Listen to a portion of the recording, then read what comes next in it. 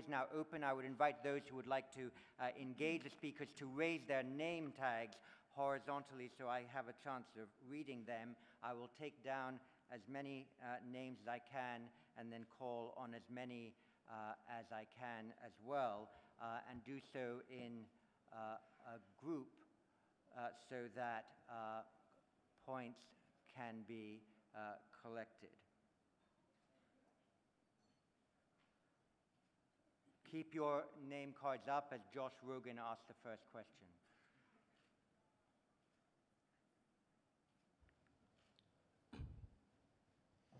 Thank you very much. Josh Rogan, Foreign Policy Magazine.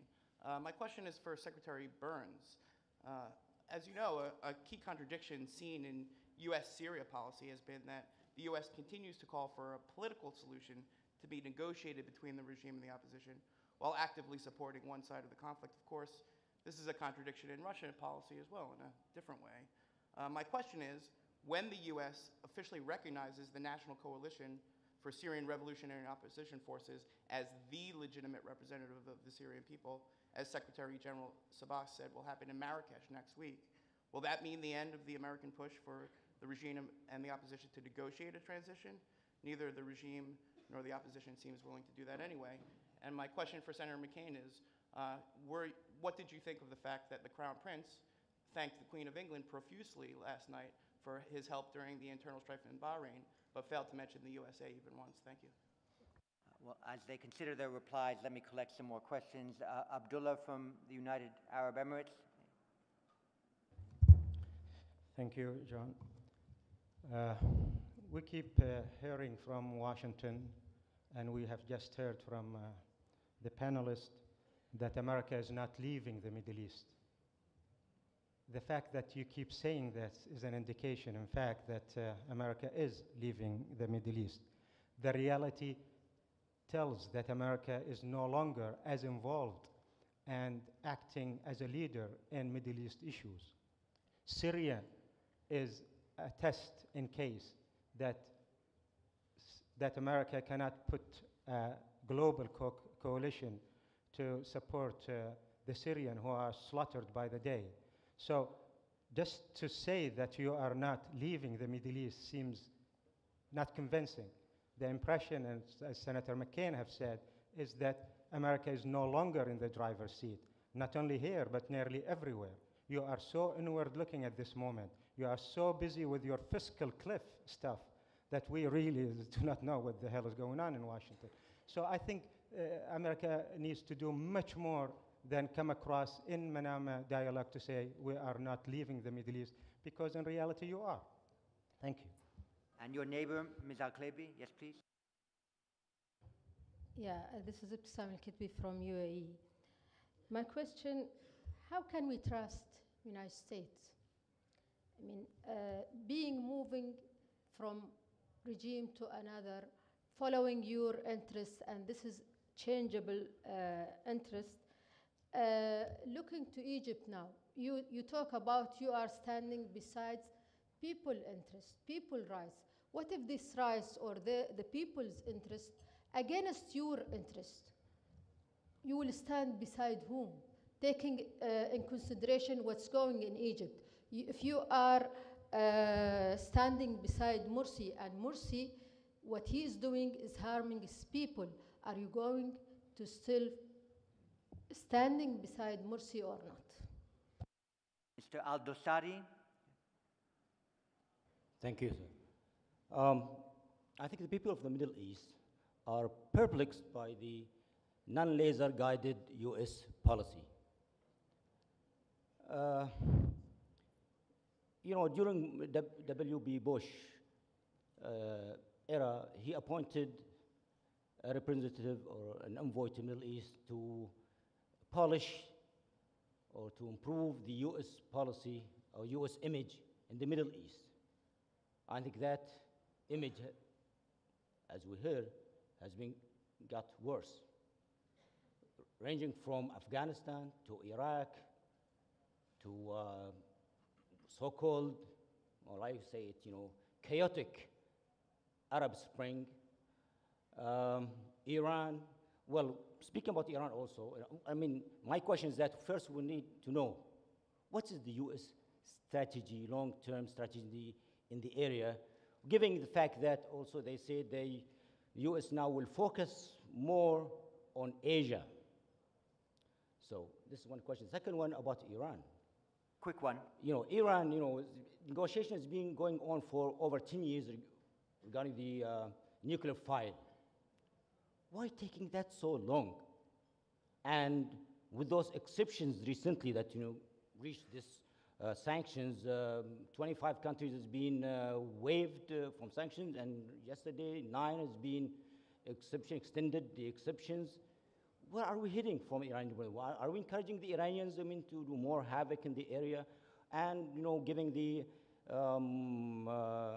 speech of Mrs. Clinton, a couple days ago at luncheon or dinner hosted by Saban Center for Middle Eastern Policies, she mentioned the destructive role of Iran by naming Bahrain, Yemen, and so on and so. So, where are you? Are you still don't know what the Iran is doing in Bahrain? Thank you. We'll want to have time for the answer to those Sorry, questions. I mean, 3 or 4 others. more, No, but, excellent. 2 very powerfully made points. Francois Hesbourg. Thank you. Thank you very much, John. Now, Senator McCain, my question is also about this perception of U.S. distancing itself from the region. Now, you don't have to be a Marxist to wonder whether the transformative changes in the American energy situation will not fuel further distancing from the Middle East. Your oil import dependency on the Gulf is going down to 0, and possibly more importantly, American energy prices are no longer in lockstep with oil prices generated from events in the Gulf. Now, assuming that all other events or issues remain equal in terrorism, proliferation, Syria, you name it, won't this trend in itself inevitably lead your country to distance itself more from events in the Middle East? And from Iraq, working with Ali Thank you. Sabah. Thank you. This is a comment to Mr. Berger. The war against terrorism, as you mentioned, that exchange of information between United States and their allies, it did a good work in Iraq and Yemen. But the missing issue now is the regional effort. As you could aware, now more radicals are coming. It's a new version of Al-Qaeda, which is Al-Nusra wal-Jihad, which is more aggressive than Al-Qaeda. Now, the measure which the United States is following is not enough to fight those terrorism. There should be a regional. And this regional now is a missing due to the problem and difficulties in the relations in the countries which is breeding terrorism.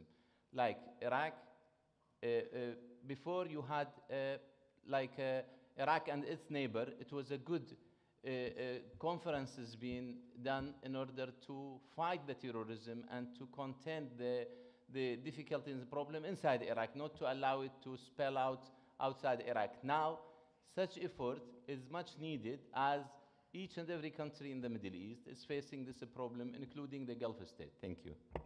Mr. Butter. Thank you. One recontextualization of the America distancing perception in a succinct question. How long are the American people prepared to continue to bankroll the security of Chinese oil supplies?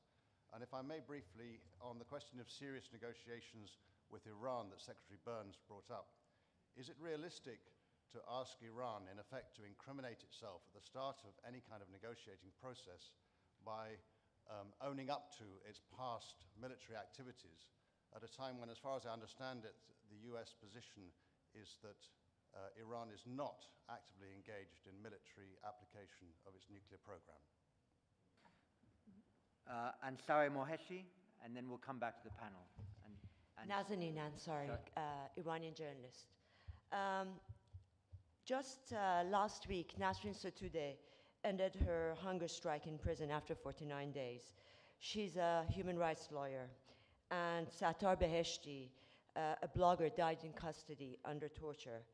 A few days ago, Shirin Ebadi, the Nobel Peace Prize winner, asked the P51 group, if Iran stops its enrichment, are you willing to shake the hands of a regime who stones women and tortures bloggers to death? Thank you. And then right at the back there, yes, you, sir.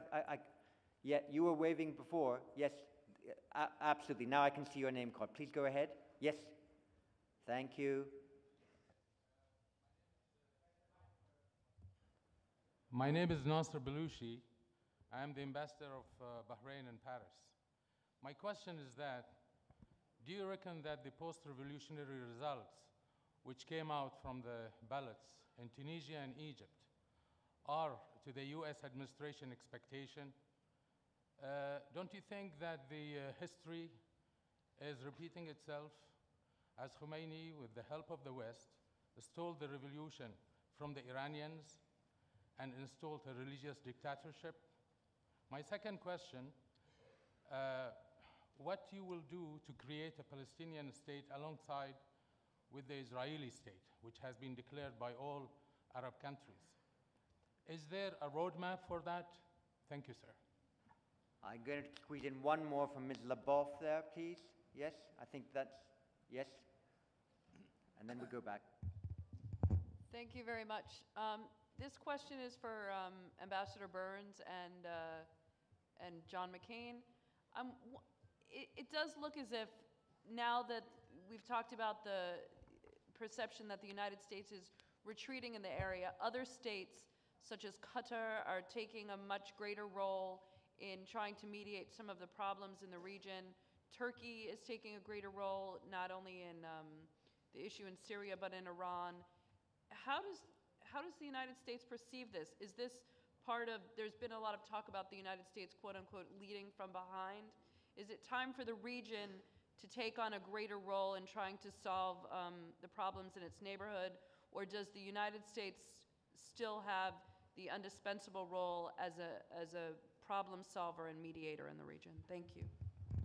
I'll now return to the panel. There are, of course, many different ways in which the word indispensable is used in the context of American policy. Famously, Madeleine Albright referred to the United States as the indispensable power. I saw that former Secretary of Defense Gates, speaking in Turkey a couple of days ago, said that perhaps the United States is not the indispensable power, but it is the indispensable catalyst.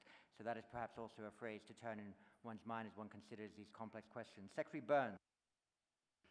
Well, let me try to start with that point, John. I'm a big admirer of former Secretary Gates, and I think he's absolutely right that there's no substitute for American leadership, just as Senator McCain emphasized, in this part of the world, for all the ways in which we and other countries in the world are pulled in other directions. Strategically, as you look at over the coming decades, this part of the world is going to remain enormously important. It's true, as one of the participants mentioned, that the global energy market is going through some important changes. Our own hemisphere, the Western Hemisphere, is becoming a bigger and bigger player. But the truth is, in an interconnected global economy, as all of you know as well as I do, the importance of access to energy resources in the Gulf and in the Middle East is going to remain extremely important for the health of the U.S. economy and for the health of economies around the world. So we don't have the luxury of pivoting in one direction and neglecting our interests and others. Now, as a number of you pointed out, that's easy to say, and the proof is in the actions that we take. And I believe that you will continue to see from the United States very active engagement, very active leadership across the range of issues that I mentioned before. Because while it is true that there are limits to American influence, it is true that these are shared responsibilities on the part of our partners in the region, both in governments and in civil societies, on the part of important international partners. There isn't a substitute for the ability, the capacity of the United States to articulate a vision and to try to mobilize coalitions of countries in pursuit of those aims. Second, on Syria, I think the obvious reality is that the longer the bloodshed goes on in Syria, the greater the dangers of extremism in Syria, and the greater the dangers of spillover into a region which, as I said, already has more than its share of insecurity and instability. And that's why there's a genuine sense of urgency about our support, politically for the Syrian opposition coalition, the efforts that we and others are making to maximize economic pressures on the Syrian regime, our interest in trying to accelerate the momentum, which clearly you see shifting against the regime on the ground. And the United States has an important role to play in continuing to push in that direction. We do remain committed, in response to the first question that was asked, to a transition to a new leadership. A framework was outlined in Geneva last summer that I think is still workable if there's the political will to try to make it a reality, because its central premise is a genuine political transition to new leadership in Syria. And the sooner that happens, the better it is for the people of Syria and the better it is for the region. On Iran, the central impediment to serious negotiations has been Iran's unwillingness over many years to live up to its international obligations. It's not in the end complicated for Iran to demonstrate that what it says, it doesn't want to develop a nuclear weapon, is the reality. It needs to address the concerns laid out in UN Security Council resolutions and various IAEA Board of Governors resolutions to meet its international obligations. And we're prepared to sit down and engage seriously with our partners if Iran is serious about doing that. In response to the question about human rights in Iran, it's absolutely true that it's often the height of hypocrisy for the Iranian regime to pay lip service to democratic change elsewhere in the region, while at the same time repressing its own people. Nowhere is the disconnect between rulers and the ruled greater in this region than in Iran today, and it's important for the United States to continue to be plain spoken about that. So why don't I stop there? Excuse me. Well, first of all, on the whole issue of pivot, I think that that word never should have been used. I think there is a recognition that events in the Asia-Pacific region require United States greater involvement for a variety of reasons, which I won't waste your time by explaining. And so I think it's appropriate for the United States to emphasize more our presence and our relationship with the Asia-Pacific region. But to somehow assume then, therefore, we can pivot away from this part of the world is just the height of foolishness. On the Iranian issue, it's not just the Iranian nuclear ambitions that should bother us. Their support of Hezbollah, their continued Iranian Revolutionary Guard on the ground in Syria, their meddling in efforts to influence events here in Bahrain, their terrorist plots throughout the world, including a plot to assassinate the Saudi ambassador, even in Washington, D.C.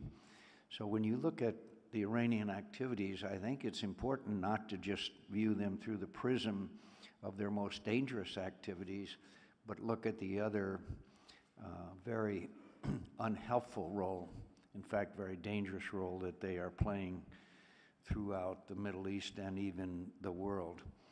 How can we trust the United States as far as our advocacy of human rights? I believe that a fundamental of the United States of America has always been that our interests are our values and our values are our interests.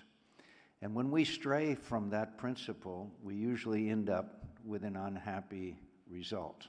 That doesn't mean that we go and joust with every windmill and engage in every conflict.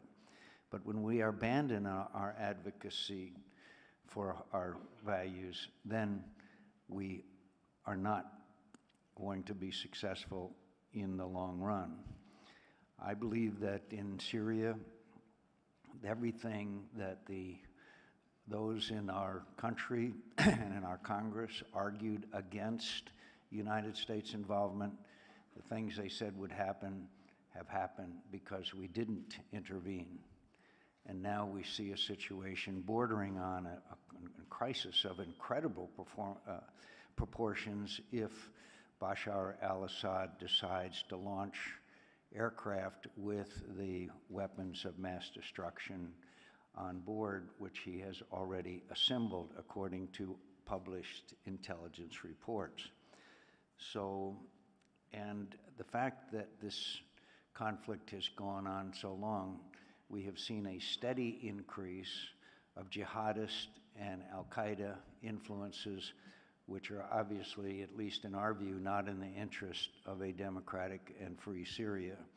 We've watched the numbers and the percentages go up rather dramatically as they've flown in, as they've flooded in from all over the Middle East. The United States and the Arab world today is faced with a possibility of a very, very tough decision, and that is whether and what we should do, whether we should do anything, and if so, what, because of this threat that is now posed by Bashar al-Assad assembling these weapons of mass destruction, the most destructive weapons. And that's one place where intelligence may be very important, but in my view, it didn't have to reach this point. We could have helped these people in a broad variety of ways, and I would like to particularly express my appreciation to individuals and countries in this room who have done a great deal in the cause of freedom for the Syrian people. I'd also like to caution that some of that assistance from this region has gone to the wrong people, and that will not be helpful in a post-Assad environment. Of course, we should all be disappointed in Iraq. Planes are overflying Iraq right now with weapons for Bashar al-Assad as we speak. The country is divided, and there has been a resurgence of al-Qaeda. Again, the United States leaving the regions.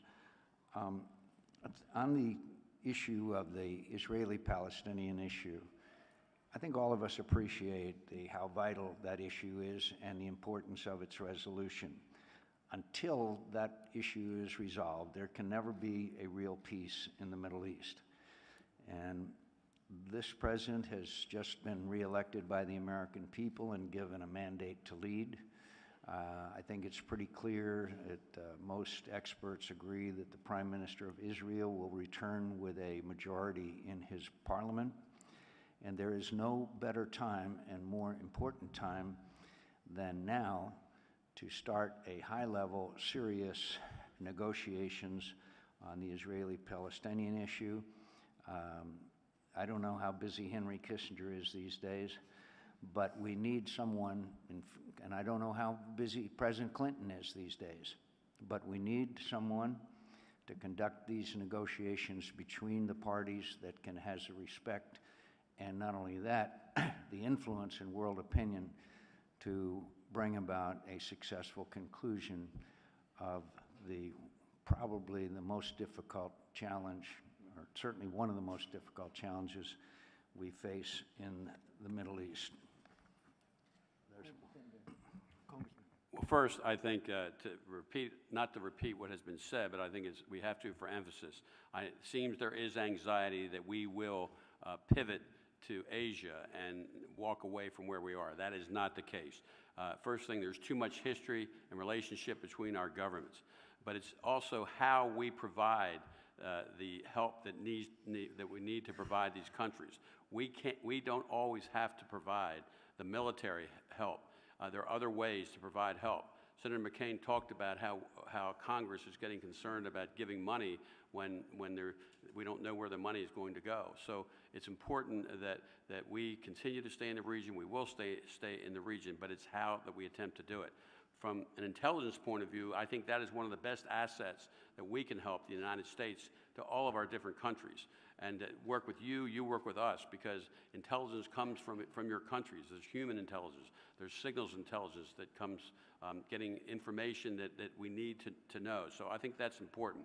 As far as the Palestinian-Israeli issue, that has to be resolved. It hasn't been resolved. We thought we were getting close when we had Egypt and Jordan working together, attempting to try to get Syria and Assad involved with Iran because of the relationship they had with Iran. And as that turned out, that isn't working anymore. Egypt right now has some very difficult issues that we're going to have to deal with. I do want to say one thing about Russia. I think Russia can play a pivotal role in working with Iran. They helped in Syria when it looked like Assad was going to use chemical weapons. And I think it's important that dialogue continues. Sometimes negatives turned into positives, and I think this relationship that we can work with Russia will help us with respect to Iran. Iran is dangerous. They're exporting terrorism. They're using Hezbollah, and this has to stop or it will cause instability in the region. So we are there. We're your partners. I think partnership, relationships, and trust will continue to work together, and we're not leaving the region. Thank you very much indeed. I have to bring this session to a close now. And while you begin thanking our three splendid panelists for their presentations and yourselves for your own engagement in the debate, can I ask you to stay seated because we will soon move very quickly to the next session with Sheikh Khalid bin Ahmed bin Mohammed and Dr. Sheikh Khalid Al-Attiyah from Qatar. And I think we will have a tremendous view from the region on these issues now. But please first thank our wonderful US panelists. Thank you very much.